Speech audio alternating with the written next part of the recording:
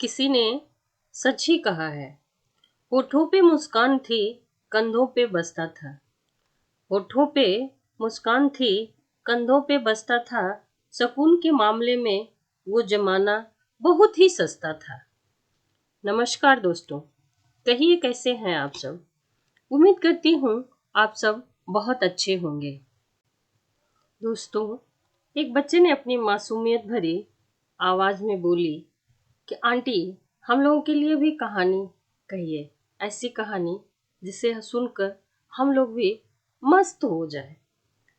चलिए हम सब साथ में मिलकर सुनते हैं कुछ बच्चों के लिए शिक्षाप्रद कहानियां जो इस प्रकार है।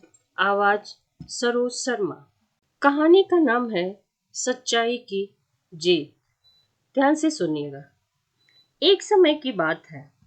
एक धर्मात्मा राजा ने अपने राज्य में एक अनोखी चुनौती रखी। उन्होंने घोषणा की कि जो कोई भी सच्चाई के साथ पूरा जीवन जीता होगा, उसे अपार धन और सम्मान से नवाजा जाएगा। घोषणा पूरे राज्य में हलचल मच गई। ऐसी घोषणा से पूरे राज्य में बहुत हलचल मच गया। हर कोई इनाम के पीछे भागने लगा, इनाम के बारे में जानने के लिए उत्सुक था। उसी राज्य में एक गरीब लेकिन बहुत ही ईमानदार किसान रहता था। किसान अपने जीवन के हर कदम पर सच्चाई को अपनाता था, चाहे वह उसके खेती का काम हो या उसके पड़ोसियों के साथ उसका व्यवहार। वह हमेशा सच्चाई के मार्ग पर ही चलता रहता था। बच्चों ध्यान से सुनिएगा। एक दिन किसान ने सोचा कि वह भी राजा की चुनौती का हिस्सा बनेगा।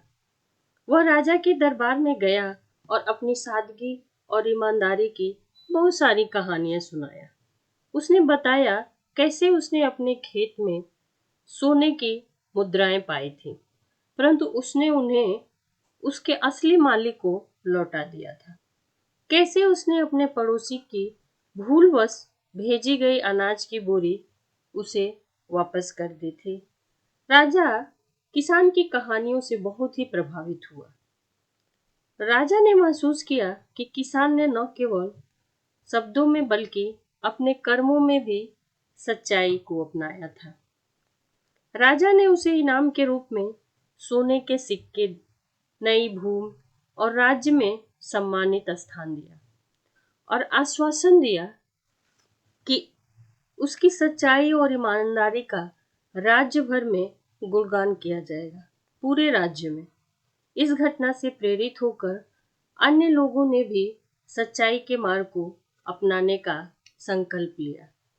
यह घटना पूरे राज्य में सच्चाई और ईमानदारी के बच्चों यह घटना पूरे राज्य में सच्चाई और ईमानदारी के महत्व को उजागर करने वाली बन गई थी। लोगों ने समझा कि भले ही सच्चाई का मार्ग कठिन हो, परंतु उसके परिणाम हमेशा शुभ और संतोषजनक ही होते हैं। बच्चों, इस कहानी से हमें यह शिक्षा मिलती है कि सच्चाई हमेशा ही जीतती है। इसलिए हमें हमेशा सच बोलना चाहिए। हमसे यदि कोई गलती भी हो जाती है तो उसे अपने माता पिता या अपने सहयोगियों के साथ सच को बता देना चाहिए। यह कहानी हमें यह सिखाती है कि सच्चाई का मार्ग चुनना हमेशा ही फलदायी होता है और अंत में हमेशा सच की जीत ही होती है। आइए सुनते हैं दूसरी कहानी।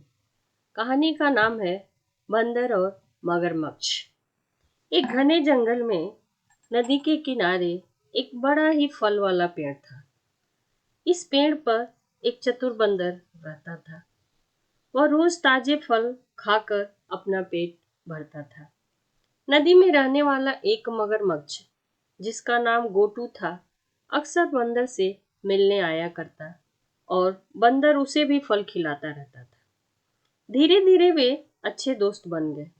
लेकिन एक दिन मगरमच्छ की पत्नी ने उससे बंदर का दिल लाने की फरमाइश की। मगरमच्छ की पत्नी बोली कि मुझे बंदर का दिल खाना है, तुम इसे लेकर आओ।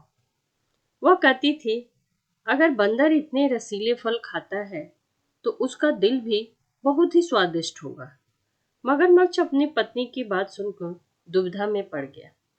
वह अपने दोस्त बंदर को धोखा देने का विचार कर रहा था, लेकिन उसका मन इस बात से बहुत दुखी था। अगले दिन मगरमच्छ ने बंदर को अपनी पत्नी से मिलवाने का बहाना बनाकर नदी के पार उस पार जाने के लिए आमंत्रित किया। बंदर, जो स्वभाव से भोला और बहुत ही दयालु था, वह मगरमच्छ की बातों में आकर तुरंत तैयार हो गया। जैसे ही वह नदी के बीचों बीच पहुंचा, मगरमच्छ ने अपनी योजना का खुलासा किया। बंदर चौंक पड़ा, लेकिन उसने तुरंत अपनी बुद्धि का इस्तेमाल किया। मगरमच्छ ने बंदर से सारी बातें बता दी कि हमारी पत्नी तुम्हें इस चीज के लिए बुला रही है। अब बंदर चौंक तो गया, लेकिन बीच मझधार में कुछ नहीं कर पा रहा था।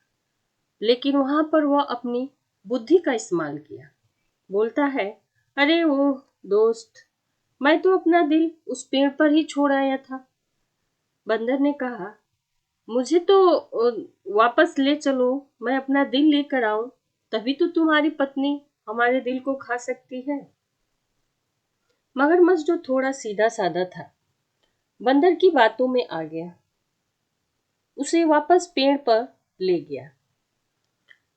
जैसे ही बंदर पेड़ के पास नजदीक में पहुंचा, तेजी से पेड़ पर कूद कर चढ़ गया और मगरमच्छ से बोला, तुम मेरे सच्चे दोस्त थे, लेकिन तुमने मुझे धोखा दिया है।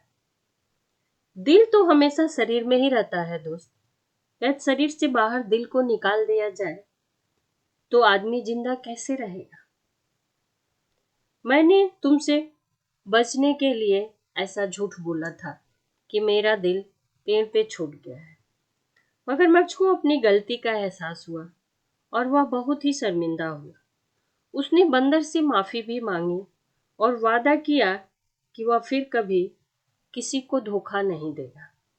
बंदर ने मगरमच्छ को माफ कर दिया, लेकिन उसने उस मगरमच्छ से सावधानी बरतने का हमेशा फैसला किया। बच्चों, इस कहानी से हमें यह सीख मिलती है कि धोखा देना कभी भी उचित नहीं होता है। हमें किसी को कभी धोखा नहीं देना चाहिए और ना ही धोखा देने के लिए सोचना चाहिए।